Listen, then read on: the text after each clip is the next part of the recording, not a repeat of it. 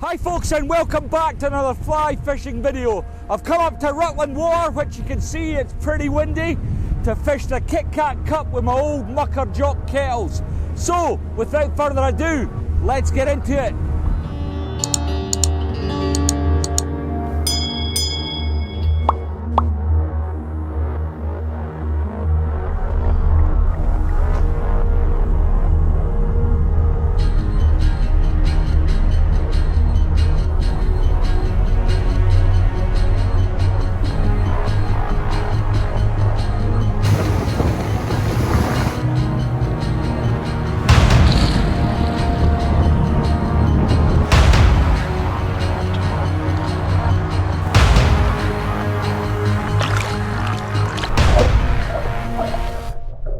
Well, here we are. Don't be fooled, it might look nice and sunny and bright, but we're well sheltered by these conifers behind us. It's howling out there. So I'm joined by Jock, who's come all the way down from Scotland. You've managed one day on the water, Jock, and it kind of, the first day of comp's been written off. How did you get on with your practice? Yesterday, Lindsay, I had a stinker of practice. Really hard. I had one fish. One. Now, Lindsay's going to tell you he had lots of fish. Just you watch this. No, Jock's probably done his due diligence, and I'm sure he knows fine well where all the fish are. But it was extremely difficult, and it's one of the challenges that you face as a competition angler. So you turn up on the prescribed date for the competition, and you don't know what conditions you're going to have to face. And in the wind, it's very difficult to find fish, isn't it, Jock? Today, it's horrendous, absolutely horrendous. For safety reasons, obviously, we haven't been allowed out, and quite rightly so. Once again, giving Lindsay another advantage, because he's had 2 or 3 days on the water now. And I've had a day yesterday in the wind. Like I say, I did find it difficult, but tomorrow's another day. Jock, can you just remind me how many international caps you've had for Scotland? In fact, are you not the most international capped angler Scotland's ever produced? Well, I'll probably be there or thereabouts with the loch style. I think I've got 16 international caps. And I'm just a YouTube so what chance have I got against such brilliance? Do not let him fool you. Do not let him fool you. Every angle he's working here. So anyway, Jock, here's the KitKat Cup. We've got it in front of us now. It's not always been this mug. Originally, when we first started, and we've been discussing this, we think it was about 30 years ago now. Must be 30 it was just a KitKat bar, and it wasn't even a chunky, it was the good old-fashioned 4-finger KitKats. But we've escalated now. I'm going to tell you what happened. On you go, Jock. The English boys were on Buell water, and they were doing an England eliminator. That's right. Yeah. So myself and Lindsay decided that we would try and keep out the way of the guys fishing their eliminator. Lindsay knew Buell, we fished it quite regular, and he talked about this popping a booby. I had never seen it before or heard of it before.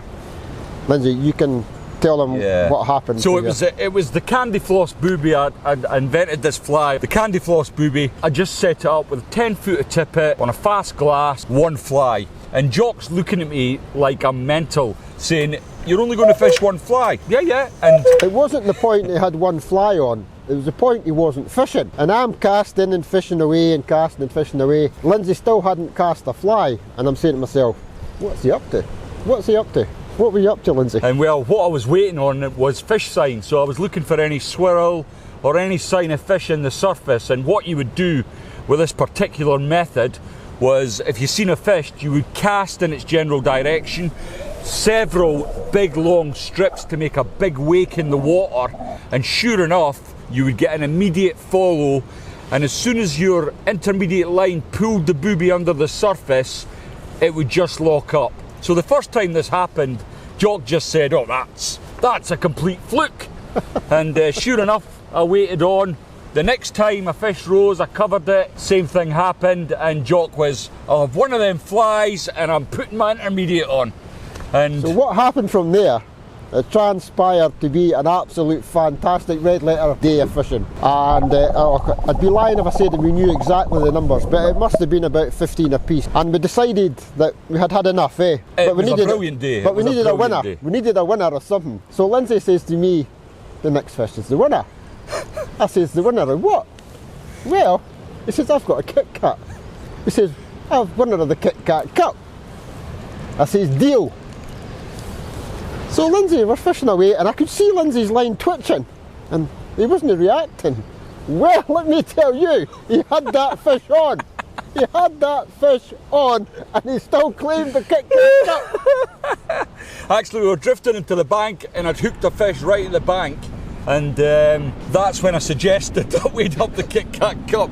Then I motored out with the fish still on the line, and Jock had started fishing, and I just went, oh, I've got one. Oh, you're beat, Jock, never mind, pal. And we've fished that competition every year it's been possible. Aye, some years it's not been able to manage. For the last 30 years. Aye. Or so. It'll be interesting to see how we get on, folks. If I was a betting man, I'd be putting all my money on Jock. He's a fabulous angler, and I think he'll do Scotland proud at Melbourne this year. I just want to finish by saying, if Lindsay beats me tomorrow, you won't see me for at least a fortnight. I'll be in hiding. I've got a spare room, pal. All the best, Lindsay. All the Cheers. best. Here's to the good days, here's to the sorrows. If this is a mistake, I know about tomorrow. I don't wanna fight no more, cause I don't feel the need no more, no. Just wanna make it stop. Maybe it's something in the water, or maybe we just hit the end of the road. Right now it doesn't even matter. It's too late not to let We all need love, Ian. We all need and love. that's why I wish you the best and say goodbye. You start to get dressed and then we cry, cause we both know it's gonna hurt, but not as much as this does. We had a good run, don't say we didn't. I was your first love, and you were my first one. Cheers to all the memories, the venom and the remedies, yeah. Promise I won't forget, yeah. Maybe it's something in the water. Well, what a difference a night makes. It's absolutely glorious this morning. It actually feels like we're here in spring. The sun is shining, Rutland's looking grand. Let's go comp fishing. Lindsay wants me to tell him what I'm setting up. I'll tell you anything. At the moment, I'm tying up just a couple of spare casts, just in case I get any double shooters or any breakages. They'll be on a wee small green spool like this, and I can just rip them off, and it's a bit extra preparation for the day. Before we make this even worse, it's gonna hurt even more than this does. We gave it up, we had its time to say bye, baby, bye. I'll be, you'll be, yeah, we'll be fine. So let's call it a night, and that's why I wish you the best and say I've had a wee bit bad luck there. I think we've lost our last two fish, or G has lost his last two fish. Really unlucky. G, how many have you got now? I think you're on 8. So we're working hard, but hey, I'm just wondering how Lindsay's getting on. I haven't seen him for a wee while, and that makes me nervous. And I'm glad to say I'm finished. I hope Lindsay's still fishing, and we'll see how the KitKat Cup goes when Lindsay comes in. Well, that's the KitKat Cup over for another year, and as you can see from my sad face and Jock's extremely smiley face, he is now the reigning KitKat Cup champion. Cheers, well pal. done, pal. An excellent effort. Jock finished at 1:10 with 12 fish, which is an amazing achievement. I only managed to poultry 7 fish, and I can't even say that I had many more chances than that. So Jock's definitely been the better angler on the day today, and I'm really pleased for you, Jock, to be honest, because I know how much it means to you. Oh, it's been a fantastic couple of days. Absolutely brilliant. If I never won this today, I wasn't have gone home. I can tell Jane to stand down for making up the spare bed. You're all right, pal.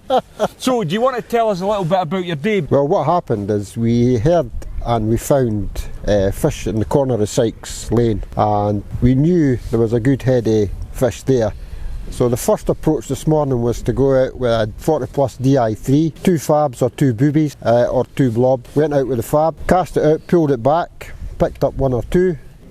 It was slow though, it was a slow start, wasn't it? It was very... we did fish in the same area initially, but there was maybe 2 or 3 boats in there, and it was an extremely slow start, a lot slower than I was expecting, I've got to say. Yeah. It ended up getting quite warm, and it just was screaming to me buzzers. So as soon as I changed the buzzers on a midge tip with a fab on the point, it just changed my day, and started to hook into 2 or 3 fish. Missed a couple, but just worked away. And as the boats disappeared, then it gave us more area to actually explore, and yeah, we just picked away at them. Yeah, well, I was alongside Jock, but it seemed to me that you were on a very specific drift, and you were only doing short drifts, so I couldn't get in good conscience without spoiling your day. So about 12:30, when I still had a good chunk of time left, I decided to go round to Barnsdale, and as it was, it ended up being, well, a good decision. I had a great day with my partner Glenn, but you said it really started to come on there. Well, what happened, I think there was 2 boats left. There was never more than 3 boats there, and so we had a bigger area to bounce around in, and even my boat partner, I don't think he had ever fished buzzers before, because he's a new guy to fishing, a novice, and he started to catch them on the buzzers as well, and yeah, they absolutely loved it. We had a fantastic day, and this is just the icing on the cake. Absolutely. And without further ado, I'll be taking this home with me.